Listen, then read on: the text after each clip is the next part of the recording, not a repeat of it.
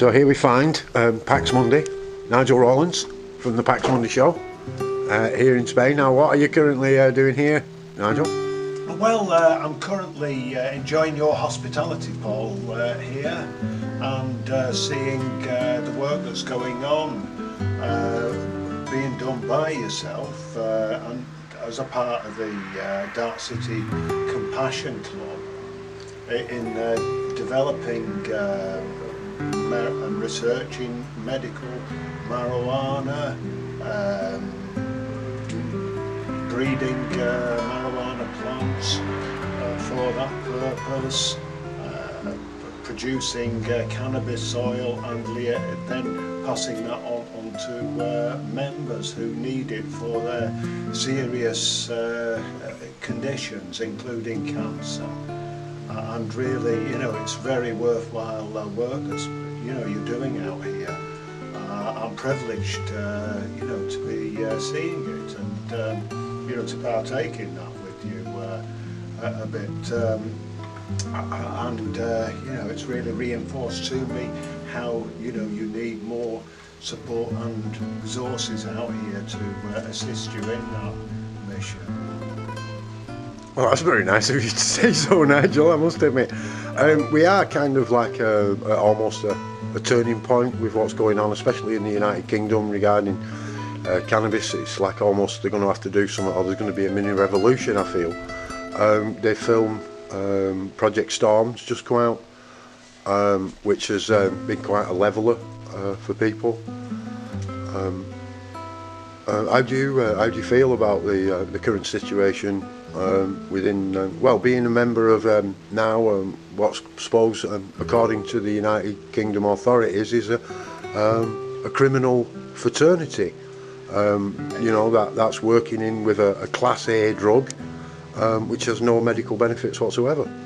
Well, exactly. I mean, that is in the UK, you know, which is probably one of the most criminalised security states in the world, and indeed in terms of dealing with medical marijuana and drugs use, and marijuana in particular, is the most reactionary state in the world at the moment, as far as I can see it, in that they have actually gone backwards, whilst the rest of the world is moving forwards to decriminalisation of drugs in general, and in particular medical marijuana and the free use of availability of marijuana for medical purposes. In the UK, it's actually gone backwards. So we had cannabis, which was a Class B drug, was declassified to C under the previous Labour governments, and then reclassified to A as a highly dangerous drug, alongside with heroin and cocaine and other, you know, addictive and potentially dangerous drugs.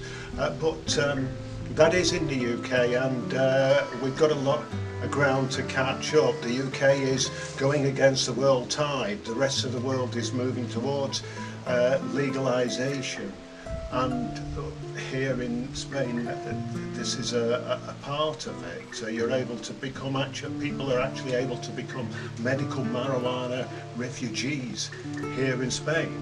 That's what they are. Some of the people out here away from Britain, they can get their much essentially needed medical marijuana treatments without risking imprisonment to them and their friends and their family, and criminalisation.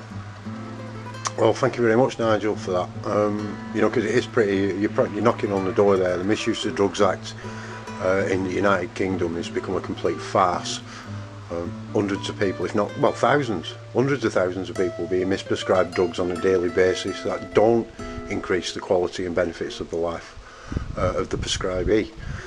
Where here we've witnessed, myself and yourself, and if anybody's got any doubt about that, look at the film Project Storm, because, you know, that crushes any doubt at all whether or not cannabis, as we prefer to call it nowadays rather than the slang term, but cannabis does irrefutably have medical benefits, and it is of therapeutic use.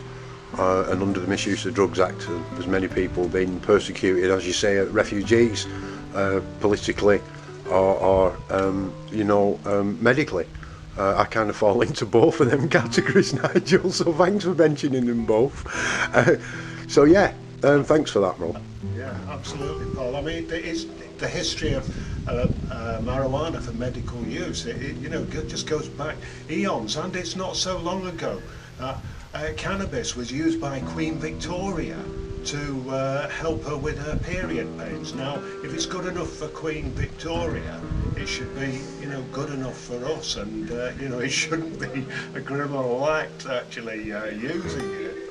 Yeah, it is. It is. Oh, it is. Well, I don't know. You probably hear we've got other people who've joined us on Skype. We are kind of 24 hours a day.